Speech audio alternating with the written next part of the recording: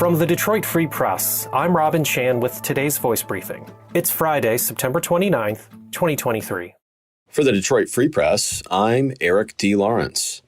Jeep will have a new global brand leader on November 1st. Stellantis, the automaker that owns the iconic SUV brand, announced that Antonio Filosa, the chief operating officer for the company's South American operations, will replace Christian Munier at Jeep. The company said Munier, quote, will take a long break to focus on personal interest, end quote. No changes have been announced to the leadership of Jeep's key North American team, led by Jim Morrison, who was on hand to unveil the 2024 Jeep Gladiator at the start of this year's Detroit Auto Show.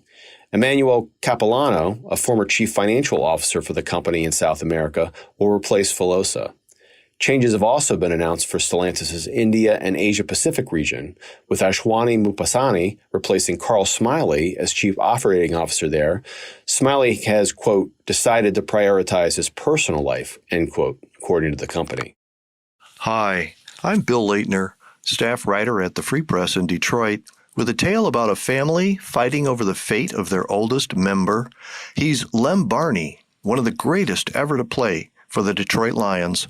Now, age 78, Barney can't walk, can't talk, and can't understand the legal struggle over who should control his money and where he should live out his days.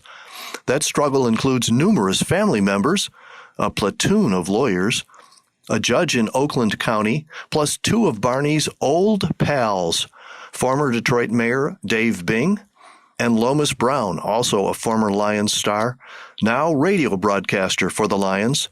There's a teachable moment here for all of us who are aging and think that someday we may need help managing our money and deciding where to live. To learn more about the lessons this family's case can teach, see my story at freep.com. From reporter Christina Hall, East Point Mayor Monique Owens is paying $10,000 in restitution in a no-contest plea as part of a case in which she was accused of misusing COVID-19 relief money. Owens, who has faced controversy and is being sued by residents in a separate matter, entered the plea during a pretrial conference Thursday in Macomb County Circuit Court. She was charged with false pretenses from $1,000 to less than $20,000, a 5-year felony, but the county prosecutor's office said in a release that she pleaded no contest to making a false statement, a 1-year misdemeanor. It stated she's to be sentenced October 10th. Owens was accused of falsely stating that her business, Naturally Funny Talent Agency, was 51% owned by a veteran and had more than 100 employees on a CARES Act grant application through the county in the fall of 2020.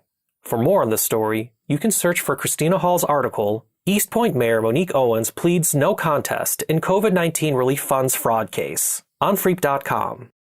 I'm Andrew Burkle with the Free Press Sports Department. And this weekend, Detroit sports fans have one last chance to go out and watch a living legend grace the diamond for one last time. Of course, we're talking about future Hall of Famer Miguel Cabrera. And thanks to the schedule makers, the 40-year-old will play the final games of his storied career this weekend at Comerica Park in front of his home fans. It's a storybook ending that so many could only dream of, to the storybook career so many could only dream of. Cabrera's numbers are just staggering. He's a member of an elite club of players that were such prolific contact and power hitters. Cabrera is one of only 7 people in the history of baseball to compile 3,000 hits and 500 home runs. And listen to these names: Albert Pujols, Alex Rodriguez, Rafael Palmeiro, Steady Eddie Murray, Willie Mays, Hammer and Hank Aaron, and Miguel Cabrera. Now that is certainly not too bad a company. Cabrera will make his final appearances on Sunday against the Cleveland Guardians. By the end of the series, he will face Cleveland more than 250 times. With Cabrera calling it quits after 16 seasons of wearing the Old English D, it's officially the end of what was a golden era in Detroit.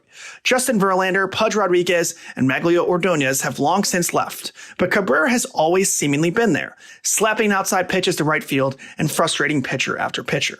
On opening day this year, Calvin Johnson, Ben Wallace, and Nick Lidstrom joined Cabrera on the mound to throw out the first pitch. For people like me who grew up watching Detroit sports, those 4 were really the icons that defined the era. Cabrera's final game somehow feels even more significant than a living legend saying goodbye. The Lions, Red Wings, Pistons, and Tigers are trying to turn a new leaf and start a new era of Detroit sports. So as Cabrera comes up to bat for the final few times, Enjoy it. Talk to your friends about it. Because as much as this is about properly sending Cabrera out, this is a moment for Detroit sports fans too. So go out to Comerica Park if you're able to, and if not, turn the game on TV.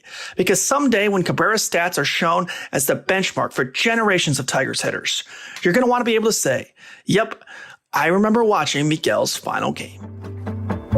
Find more from the Detroit Free Press by visiting freep.com. That's FREEP.com. Thanks for listening, and you'll hear more from us Monday.